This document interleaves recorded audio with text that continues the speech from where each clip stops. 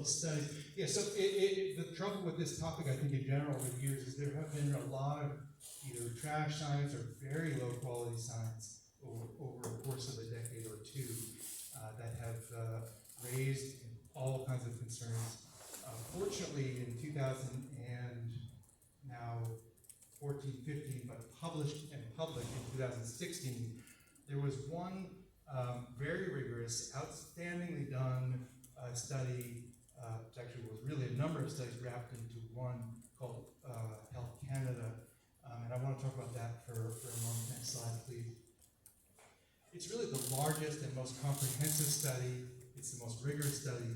It's the one that has objective information, meaning measurements of your physiology, cortisol levels, blood pressure levels, sleep physiology, as well as asking survey questions and getting good percentage answers. Meaning if you didn't get good percentage answers, if I asked everybody in the room, how are you feeling today? And how do you feel about the lights in this room? Is this like a good, nice, natural light, or do you hate it? And 3 of you responded, let's say that 8 of you responded that you couldn't stand the lights in here, and 2 responded that they seemed okay, and the rest of you were like, this is a waste of time, and walked out the door.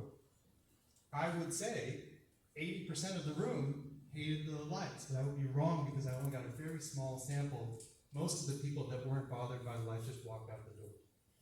Health Canada is one of those exceptional studies in which they got almost everyone to respond to their questionnaires, in addition to actually physically measuring their blood pressure, their cortisol levels, and their sleep physiology. So they got a really good sample of the entire population. I don't know, maybe it's Canadians that they answer surveys or something. I never figured out to get something in the mail, but good for them, and thankfully for them, because they addressed a very broad set of issues. It's a cross-sectional design, and we don't have to go into the details of that. I'd be happy to. The point is simply this, that over 1,200 people were studied among people who were actually living in proximity to turbines. And they asked them all kinds of questions about dizziness and headaches and nausea and vomiting and stress and sleep and a whole number of migraines, annoyance, quality of life. They asked a whole bunch of questions, and they did measurements on samples of that. I think it wasn't the full 1,200 that they did things like sleep. I think it was about 690 people, but a really large set, and that's actually very helpful for us to see. They measured sound. Remember, decibel was like how high you're turning the volume for the broadband sound of wind turbines. And I'm going to kind of wrap myself up. Am I doing okay? One more slide, and just so they measured people 18 to 79 years old, and sound pressure levels all the way up to 46 decibels. Remember that how high the volume is? They didn't check anything higher than that. They didn't have anything higher than that in their situation. And in that realm, in that range, there was no described physiological, physically measured, or questionnaire answered health-related problem at the higher or lower level. It didn't matter. So in that range, we're really comfortable that there are not health-related issues, not sleep, not blood pressure, not cardiovascular disease, stress, and so forth. It doesn't mean that any individual person can't, but if you look at the population, it was comfortably showing no trend of any health-related issue measured, not one. Now, they didn't measure over 46. They say, well, Doc, what do you do about 47? I don't know. But this is a range that we do know. We don't know what the upper end is when that might begin to cause problems, but we know comfortably that in this range, which is, oh, by the way, the range that you can and should expect of your developers, that is not a risk to human health. Excellent. Yeah, I just said that. Okay, let me park myself in a chair, let Ken Gillespie come back, and not take up the night, but not in a rush. Happy to talk to the group or individuals, and thank you for your time. I'm just going to do a reminder, if this is starting to prompt questions between Ken and Jeff, and now back to Ken, make sure you're writing them down, and we want to make sure we're collecting your questions as you're thinking of them, so put them down, and Brad and Emily will be available. So, okay, Ken, we're going to bring you back up and go through your second set of slides. Great, can you hear me okay? Yep. All right, so let's move now to the next slide, which is 17. All right, my slide is 17, essential to obvious good standard. So I'm going to start out by talking about regulating wind turbine sound. We've done a lot of work in this area, and we come up with four essentials of what makes a good noise standard. And number one is relevance. The standard should be relevant to some type of impact. Be it sleep disturbance, be it annoyance, or something. Otherwise, it's an arbitrary a standard that's really hard to set levels, metrics, averaging times to. The next thing is that it should be repeatable. So the standard that you measure it against should have the same sound level under the same circumstances day to day. So if I measure under certain conditions day one, that same conditions day two I should be able to get the same sound level. And in that light, it should be predictable. For fairness of the community, for fairness of the developer, we should be able to understand prior to a project being built whether it can meet the standard. And some things like infrasound, amplitude modulation, those things aren't predictable currently, and much harder to put into a standard. And then finally, there's ease of implementation. So can this standard be actually tested in the field? The next slide, slide 18, are common mistakes made in noise ordinances. And I'll talk a little bit more about these in the next slide. So the worst one, I think, is the borrowed language from ordinances with no understanding about what they mean. So oftentimes this results in standards that are based on, American standards that haven't been in effect in 50 years, or are just very poorly written, but they're essentially borrowed and expounded upon over time. The next one is infrasound limits, which are very difficult to measure, and again, I think are not an issue for wind turbines, and so don't even need to be addressed in an ordinance.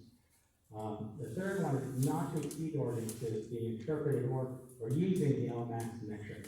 LMAX is an instantaneous sound level. It's a fraction of a second. So this would be the highest fraction of a second in an entire year. And we believe it should never be used in wind turbine ordinances because it's not predictable, it's not repeatable, it's not relevant to any impacts. And it also is very difficult to differentiate the LMAX that you're measuring from what's in the background. And then unspecific language, and I'll talk a little bit about that in the next slide here, slide 19. So the specific language that we look for in noise standards in order to be able to interpret them are, number one, the sound level. So it's the level of sound and the weighting applied to those levels. So when you hear, say, 45 dBA, the 45 is the level, and the dB is the decibel, and the A is the weighting, the weighting for human perception. Then you have a sound metric, and that's the statistic that's used to describe the sound. And I'll go over those in a bit, but it could be average, could be a percentile, and then there's an averaging time, how long the sound levels are measured, and the location where the sound is measured. So those are the four foundations of what needs to be in an ordinance. And I'll show you at the end standards that would have that. Okay, slide 20. So we believe the LEQ is the best metric used in noise regulation. The LEQ is what's called the continuous, equivalent continuous level. And it's basically a pressure-weighted average. And one of the reasons the LEQ is used so much in environmental noise is because it weights higher sound levels. So as an example, if I had 12 seconds of 70 decibels in an hour, I would exceed a 45 decibel standard. So 12 seconds of 70 decibels and the rest of the sound level is 0. The hourly level would be, hourly limit of 45 PDA would be exceeded. So, and I think that's in part how people perceive sound. They sort of weight the higher sound levels over an hour. Let's go to the next slide. Metrics are not interchangeable. Going from one metric to another can have a substantial impact on project feasibility, even though the level is unchanged. We'll see as an example in Dr. Ellen Logan's realm, a common community sleep disturbance guideline is 45 decibels LEQ 8 hours and 60 decibels LF max. LF max is fast response, instantaneous maximum. And so you have an LEQ and L max, they're both protecting against the same thing, but there's 15 decibel difference just due to the metric and the averaging time. One protects against long-term exposure, one protects against short-term impulsive sound. So the longer the averaging time, up to about an hour, the more predictable and reliable the standards are. So we generally recommend standard averaging times in the range of 10 minutes to an hour. So let's just move on to the next slide. So the sound level relates to the location where the standard is applied. So if the standard is intended to protect against sleep disturbance, then the location where the standard is applied should be near the home, or next to the bedroom window, within 50 feet of the home. Whereas if it's more annoying space, then it should be around the area of frequent human needs. If it's a standard protecting against harm to hearing, then it probably should be near the property line.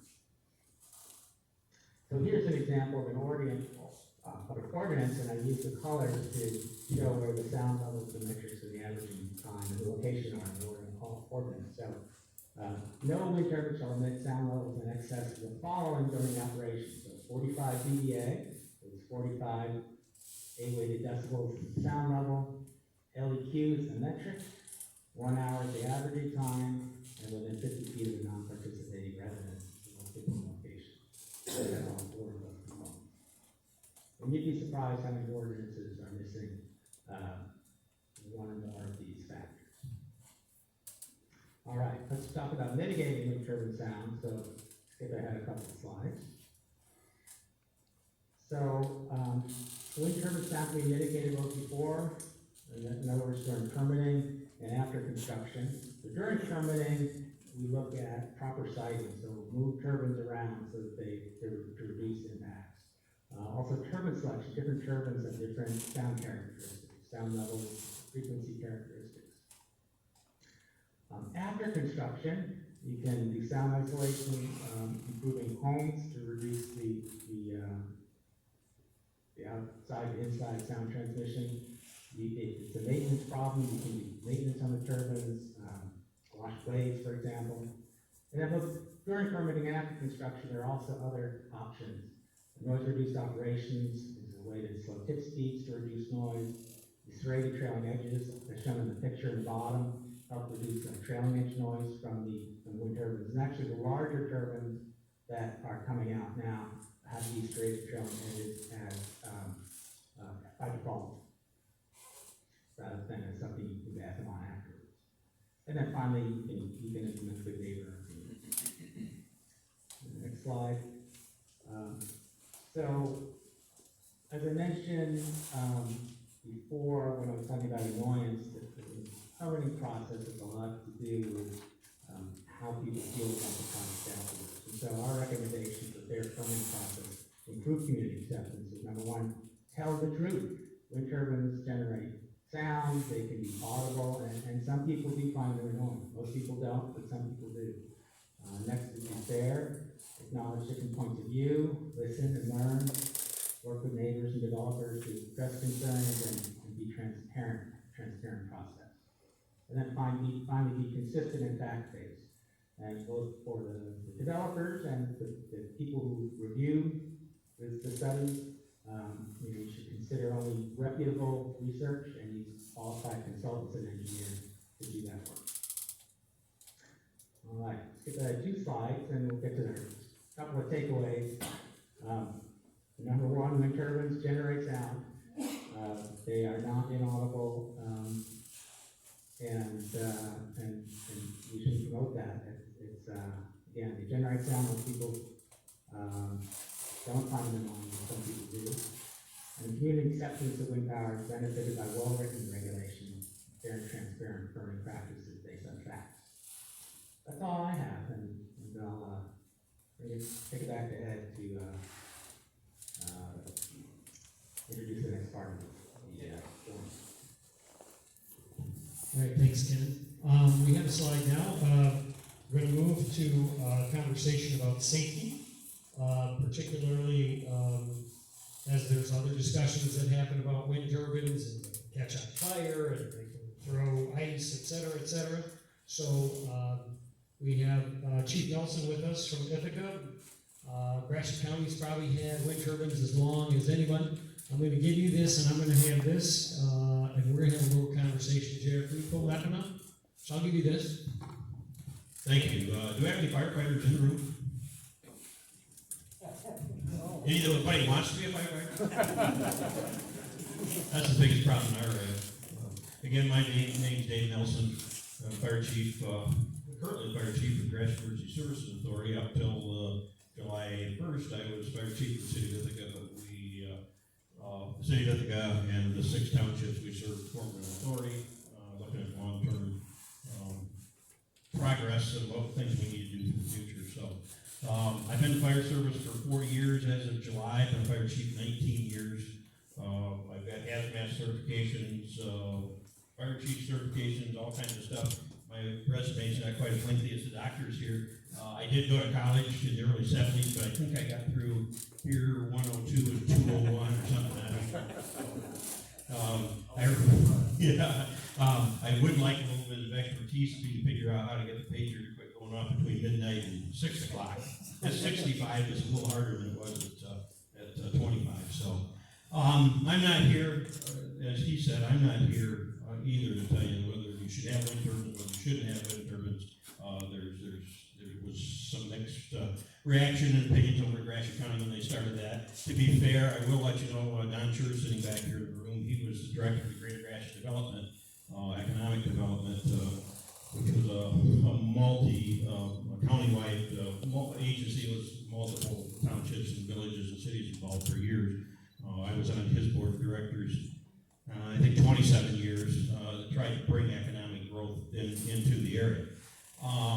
So I watched this transpire from the point of working toward a countywide fire or countywide wind ordinance to the point where I think only one township up in the northwest portion of the county did not sign in initially. When it first started, all the wind turbines were going north of us, northeast of us.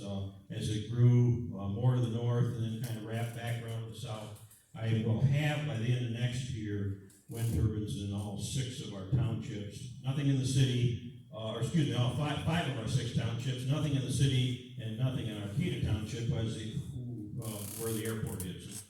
Airport for obvious reasons.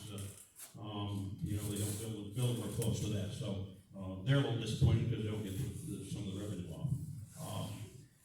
From a safety standpoint, we were quite concerned coming in as to what effects. You look at site inspection and you start doing the risk assessment and risk analysis. The fire service, it's all about pre-planning, both to keep not only our firefighters safe, but primarily the citizens safe when they do new construction of any kind, whether it be this, wind turbines, or whether it be a motel, or whether it be a restaurant or a residence. And so it's only been within the last 10 years that we've done much pre-planning because of staffing issues and money constraints. There's a variety of frequencies of events in the type of commercial projects that we handle in our area, from light industrial to about a year and a half ago, Zealand Farm Services out of Zealand, Michigan, finished a $150 million plus processing plant for soybeans. And at this point, they have approximately 4 million bushel of soybean storage on site, and we're dealing with things there like hexane and hydrochloric acids and all those nasty types of things on a regular basis. Probably spent between 200 and 300 hours myself on that project, working on pre-plans and working with their environmental health and safety directors. They have things like air quality permits they have to meet certain standards there. They have noise permits that they have to meet certain standards, just like wind turbines and so forth. So when it comes to what we do in the field, we don't have very little concern with wind turbines. We've got very good working relationship with the companies that own these. We do not climb their turbines. That's the rule. That was their rule from day one. Their staff that service these and maintain them and work in the area, they're the expert climbers. Majority of them are certified in rope rescue, high angle rescue, and so forth. We're not. In the case of an emergency where they couldn't do that, then, and I know Montgomery County is working on it through your fire agency, we joined what they call MAVIS, which is Michigan. MAVIS is basically a mutual aid agreement with the state of Michigan and several counties to get those resources here.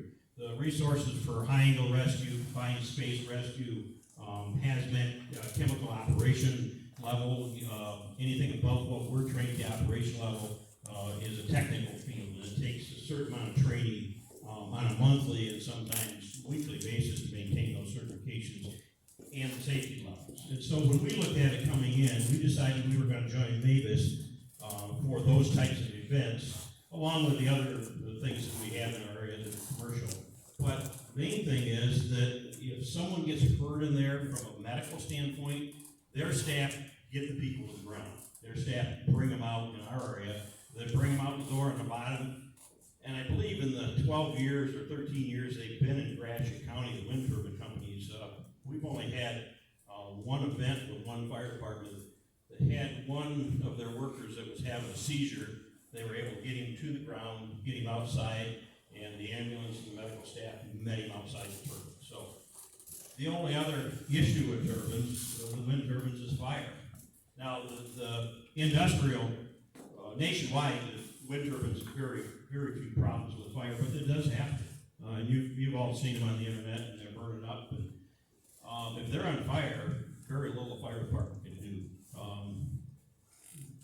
If there's a way to get somebody out that may be trapped in the bottom of that tower, then we'll use our resources best we can without killing firefighters to go in and try to rescue them. Outside of that, the wind turbine's 160, 300 feet tall. In Gratiot County, we have one aerial truck, and it's called a Quint. Doesn't carry any water, and it's got a 75-foot ladder. Rule of thumb in fire service, you stay out of the collapse zone. Well, collapse zone is 300 feet. You're going to be 300 feet away from it. Trying to spray water 300 feet away, or 300 feet up in the air with a ladder, you can't get enough water. You can't get enough fire departments there to do an operation like that.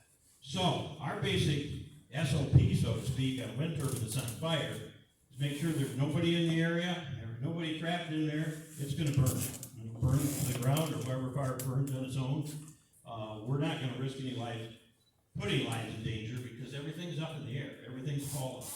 And someone talked earlier about ice flinging off a blade. Yeah, it does happen. Seen pictures of it happen. I've never personally seen it happen, but those are the dangers that we respond to, would respond to at a wind turbine. And really, in the realm of what we do in the fire service, the dangers are pretty minimum if you follow your SOPs. So, like the good doctor here, I'll be around afterwards if anybody has any questions, but that's basically it in a nutshell. Okay. So I am going to now introduce our guest from Isabella County, Clyde Taylor. Sorry, I know your name is Clyde Taylor. And Clyde has an interesting background, having been raised in Hillsdale County on a dairy farm. So he milked cows for his young life till he decided that's that's hard work. I think I'll go to college. So then, like most of us would when we moved from being a dairy farmer, we immediately decide we're going to go become a chemical engineer. Okay, I didn't. But Clyde did. So then he spent almost 30 years at Dow Chemical as a chemical engineer. But during that time and along the way, he established in 1972 the Rolling Acres Angus Farm. So went from dairy to beef, I guess. But just in the last few years, he's kind of been stepping away from that and is almost retired. And for a guy who's been married to his, as he says, my good wife, Ann, since 1961. So I did that. That's like, what, we had 60 years here, buddy? He has spent pretty much his life on a farm. So, Clyde, I'm going to let you start by anything you want to say, and then maybe if there's a few questions, you and I can go back and forth. As you said, I was born and raised on a dairy farm down in Hillsdale County. And got involved with Ayrshire cattle, and we had the second largest Ayrshire herd in the state for from 40s and 50s. But he passed away in 1959, and I was left with taking over the farm. And like you said, about 1 year of that, mother went off under that, and I went off in 24/7, 365 milking cows. And so originally, when I graduated high school, it was just after Sputnik. And aeronautical engineering was my target, but I didn't quite get enough money put together that first year to go to school. So, and Dad died, and so it took me a few years to get there. As my son used to say, my poop in a group. And I did go to Tri-State College, got my degree in chemical engineering, went to work for Dow Corning, not Dow Chemical. And I must say at the outset, I'm a solar guy more than I'm a wind guy. But we got to do all of the above. Wind turbines are mechanical, they're going to fail. The only thing that moves on solar panels is electrons and photons. But other than that, when Apex approached us in 2017, just before my son passed away, it looked like an opportunity that I could slow down a little bit. And so we signed on, we stuck around, and when I got the first layout, it looked like, I don't look like I'll probably have a turbine on our property, and I'll be able to see 6 or 8 of them. Well, the way the lease agreements were set up, setbacks was too close to people that didn't want to sign. Our ground is leased to the turbine company, but there's two 400 footers on the 120 acres right west of them. And one of them is right on the property line, about a quarter mile from the house. And so I think they started them up just late in 2020. Ed gave me a little note here, some things that he was going to want me to address. How close to live? Well, I got 3 of them within a half a mile of my place, and one day this spring, I went out, I forgot to get the mail. I went out, this is after they got them all up and running. I looked to the north and to the west and to the south and counted 76 red lights. So I'm right in the middle. We don't have any on our property. And I feel it's perfectly safe to live where I live. I had a couple of concerns when I first talked about the project. My son used to be a corrosion technician for Beers Engineering out of Rosebush, and he would go around all over the country checking underground pipelines for cathodic protection. And he came back from a trip out west one time, Kern River project out in Wyoming, Utah, mentioned the right-of-way for the pipeline was right along underneath these high power lines.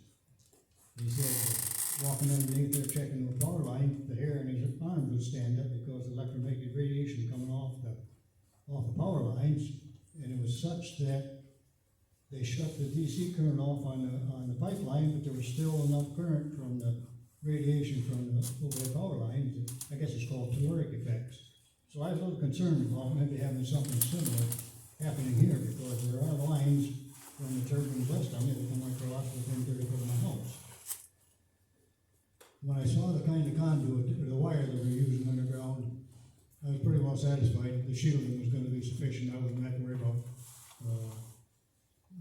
stray voltage or caloric effects. So, that concern was eliminated. Said, is there one thing you could change about the wind farm, what would it be? I can't think of anything. Like I said, they turn night and day. There's been many nights I went out to put wood in the stove at midnight, and you can see that turbine back there with that light. The blade passes through that red light. As far as flicker is concerned, I noticed a little flicker this summer when I was cutting hay, that shadow. The first thing I think is, where's the eagle? We've got an eagle's nest not too far from our place, and there's still a kind of a fascination to me when that shadow flies by. It's either a turkey buzzard or an eagle. It doesn't bother me sleeping at night. I can look out the window and see 3 red lights, and they fly routinely. Doesn't bother me.